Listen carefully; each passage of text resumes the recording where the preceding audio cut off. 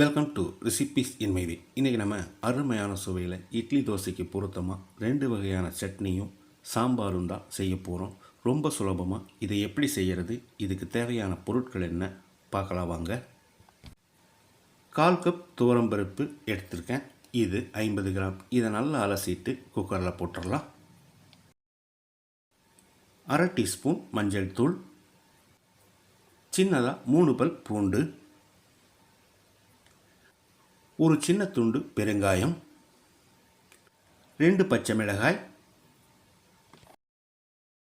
100 gram அளவுக்கு ஒரு தக்காளி, 50 கிராம் அளவுக்கு ஒரு பெரிய வெங்காயம் நறுக்கினது, 2 கப் தண்ணி சேர்த்துக்கலாம். குக்கரை மூடி அளவான தீயில 2 விசில் விட்டு எடுத்துக்கலாம்.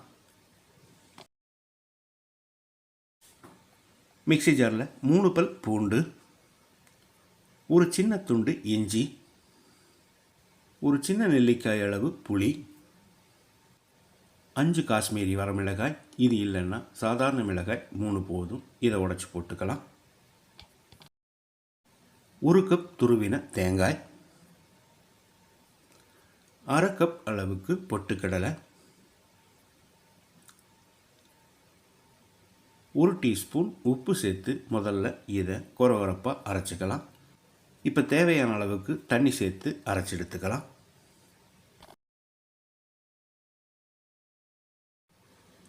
தாளிப்பு கரண்டியில் எண்ணெய் ஊற்றிருக்கேன். இதில் 1/2 டீஸ்பூன் கடுகு, 1 டீஸ்பூன் உளுந்துப்பருப்பு, 1 டீஸ்பூன் கடலைப்பருப்பு, கொஞ்சமாக கறிவேப்பிலை, 2 வரமிளகாயை கிள்ளி போட்டுக்கலாம். இப்போ இதை சட்னியில் ஊற்றி கலந்து விட்டுடலாம். இப்போ நம்மளோட தேங்காய் சட்னி ரெடி ஆயிடுச்சு. அடுத்தது சின்ன வெங்காய கார சட்னியை எப்படி செய்கிறதுன்னு பார்க்கலாம். பாத்திரத்தில் தண்ணி வச்சுருக்கேன். அதில் ஒரு பெரிய நெல்லிக்காய் அளவு புளி, ஒரு துண்டு கட்டி பெருங்காயம் உடைச்சி போட்டுக்கலாம், 4 வரமிளகாய், 10-12 காஷ்மீரி வரமிளகாய், இது இல்லைன்னா சாதாரண வரமிளகாயை மொத்தமாக ஒரு 7-8 சேர்த்துக்கோங்க. இது ஒரு 10 நிமிஷம் கொதிக்கிற தண்ணியில் வேகட்டும். 200 கிராம் அளவுக்கு சின்ன வெங்காயத்தை மிக்ஸி ஜாரில் போட்டு வச்சுருக்கேன். ரொம்ப நைஸாக இல்லாமல் கொஞ்சம் கொரகொரப்பாக அரைச்சிக்கலாம். இந்த பக்குவத்தில் இருக்கணும். மிளகாய் புளி எல்லாமே நல்லா ஊறிடுச்சு. இதை மிக்ஸி ஜாரில் போட்டுக்கலாம். 1/4 கப் அளவு தண்ணி சேர்த்து பேஸ்ட்டாக அரைச்சி எடுத்து வச்சுருக்கேன். இந்த மாதிரி நல்லா நைஸாக அரைக்கணும். பேனில் 3 டேபிள் ஸ்பூன் எண்ணெய் ஊற்றிக்கலாம். நல்லெண்ணெய் இருந்தால் ரொம்பவே நல்லது. 1/2 டீஸ்பூன் கடுகு,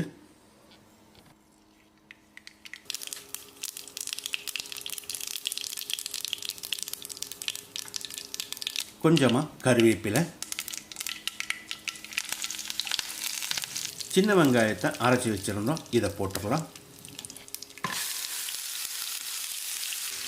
வெங்காயத்தோட பச்சை வாசனை போகிற அளவுக்கு 1 நிமிஷம் ஃப்ரை பண்ணிக்கலாம்.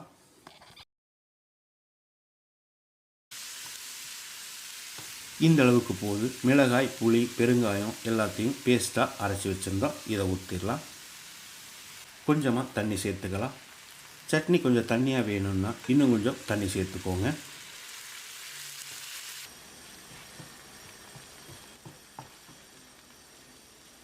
இதுக்கு தேவையான அளவு உப்பு சேர்த்துக்கலாம். நான் 1 டீஸ்பூன் உப்பு சேர்க்கிறேன். பத்தலைனா மறுபடி கூட போட்டுக்கலாம்.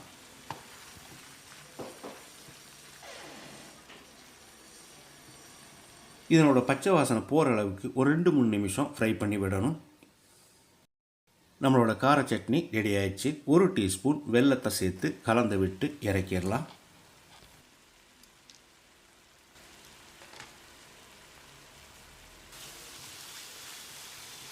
அருமையான சுவையில் சிவப்பு தேங்காய் சட்னியும் சின்ன வெங்காய கார சட்னியும் ரெடி ஆயிடுச்சு. 2 விசில் வந்து ப்ரெஷர் அடங்கிருச்சு. இந்த பருப்பை நல்லா மசிச்சு விட்டுடலாம்.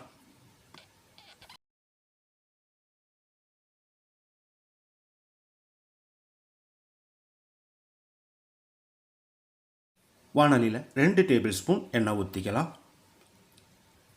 1 டீஸ்பூன் கடுகு,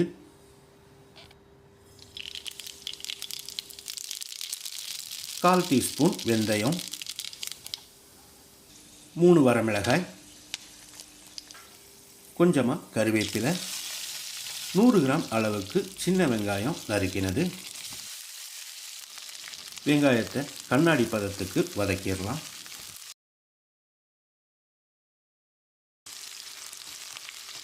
வெங்காயம் இந்த அளவுக்கு வதங்கினது போது ஒரு பெரிய நெல்லிக்காய் அளவு புளியை 1 கப் தண்ணியில் கரைச்சி வச்சுருக்கேன். இதை ஊற்றிடலாம்.